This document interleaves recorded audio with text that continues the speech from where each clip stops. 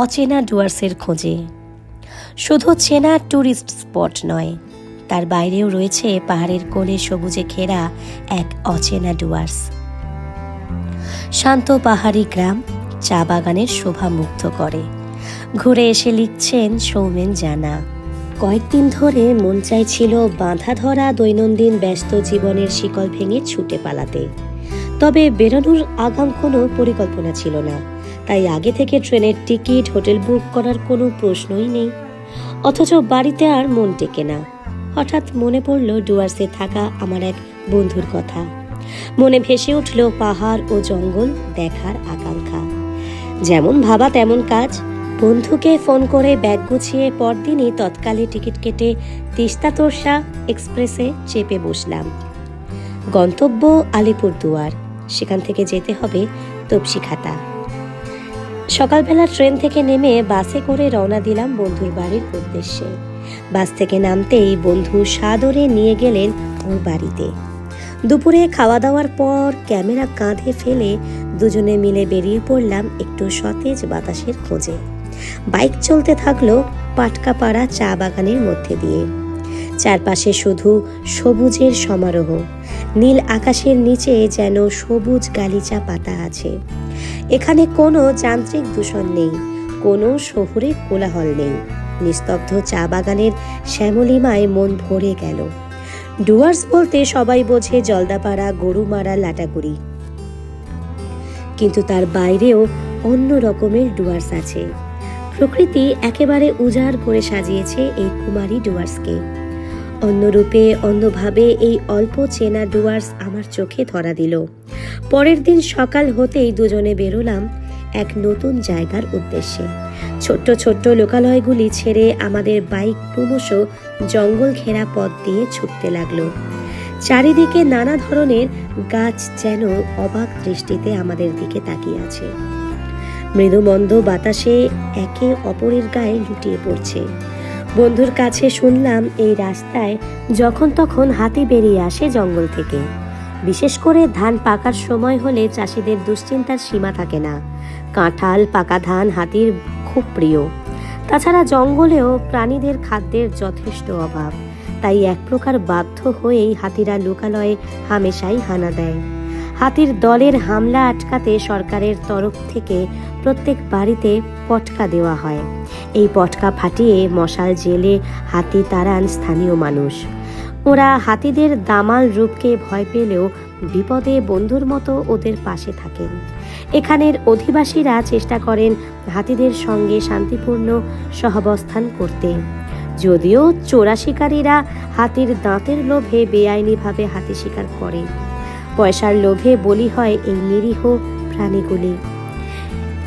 এর আগে অনেকবার খবরের কাগজে এই ধরনের হীন কর্মকাণ্ডের কথা পড়েছি, কিন্তু ঘটনার গুরুত্ব এমনভাবে উপলব্ধি করিনি।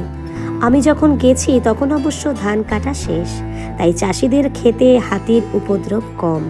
তবুও নাকি এখনো রাতে মাঝে মাঝে পটকা ফাটার শব্দ শোনা যায়। ঘুরতে ঘুরতে আমরা ঢুকে পড়লাম রাজা ভাত খাওয়া ফরেস্ট রেঞ্জের মধ্যে। রাজা ভাত খাওয়াতে বিভিন্ন ধরনের গাছের সমাবেশ রয়েছে। বড় গাছ ছাড়াও আছে ঝোপঝাড়, লতাগুল্ম ইত্যাদি। তবে বেশিরভাগই শাল, কিছু সেগুনও আছে অবশ্য। গাছের ছায়ার রাস্তায় রোদের আলো কমে এসেছে। চারিদিকে নিঝুম ভাব। আমার বন্ধু বারবার সতর্ক করে দিয়েছেন কথা না বলার জন্য। চারদিকে শুধু ঘন সন্নিবিষ্ট উঁচু উঁচু গাছ, আকাশ ঢাকা সবুজে।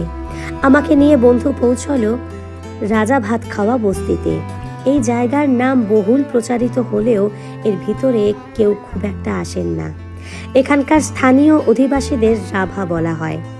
এই জায়গার নামের পিছনে একটি ঐতিহাসিক ঘটনা আছে।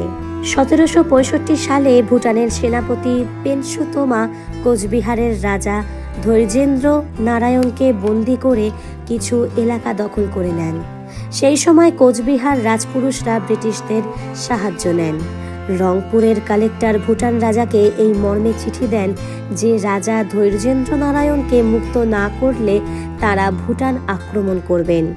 কোচবিহারের সঙ্গে ব্রিটিশদের একসঙ্গে আক্রমণের কথা শুনে প্রমাদ গুনলেন ভুটান রাজা।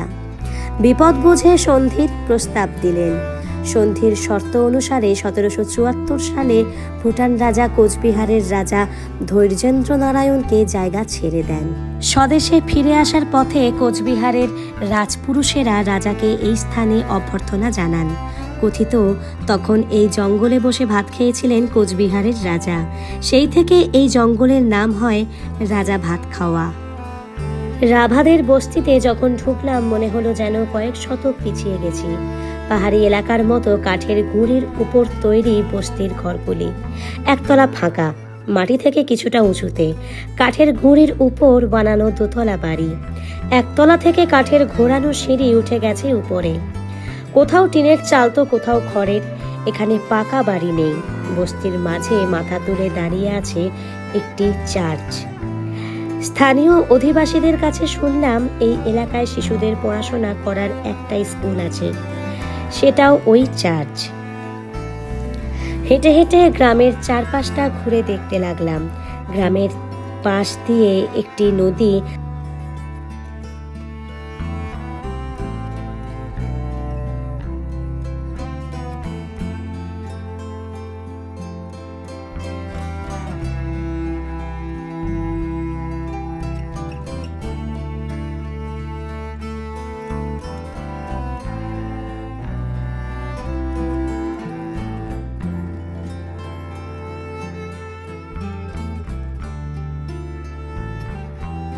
অভিনব কিছু খোঁজার জন্য এখানে আসার কোনো মানেই হয় না।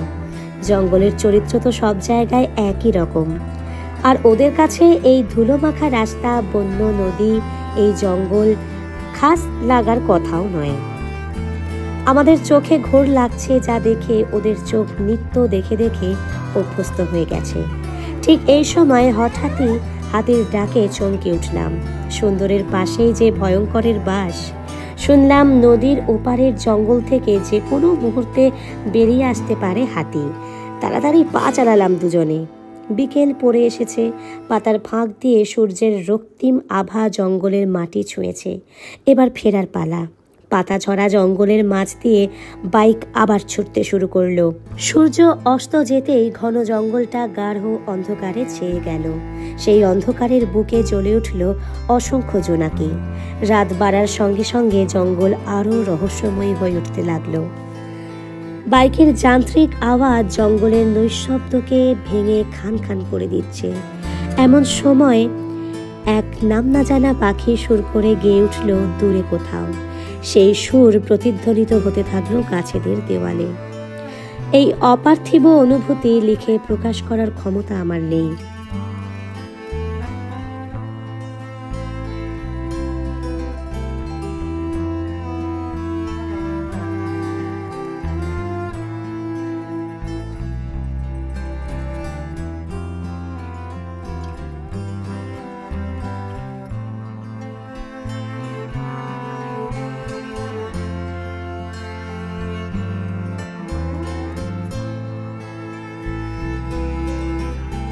ট্রেন এগিয়ে চলল গন্তব্যের দিকে, কিন্তু মন যেতে চায় না। মনে মনে ভাবলাম আবার কবে ফিরে আসবো জঙ্গলের মাঝে নিজেকে হারাতে। এইবার কিছু ইম্পর্টেন্ট ইনফরমেশন দিয়ে রাখি। রাজা ভাত খাওয়া থেকে বক্সা ঘুরতে অনুমতিপত্র সংগ্রহ করতে হবে। জঙ্গল সাফারির জন্য টিকিট কেটে সাফারির জন্য নির্দিষ্ট গাড়িতে সাফারি করতে পারেন। একটি সাফারির গাড়ি পিছু খরচ মোটামুটি 2300 থেকে 2400 টাকা মতো। প্রতি গাড়ি গাইড সহ 6 জনের জন্য নির্দিষ্ট। রাজা ভাত খাওয়া থেকে গাড়ি ভাড়া করে জয়ন্তীও চলে আসতে পারেন। ডুয়ার্স ঘোরার জন্য অক্টোবর থেকে মার্চ সব থেকে ভালো সময়। বর্ষার সময় সাধারণত জঙ্গল বন্ধ থাকে। কিভাবে যাবেন?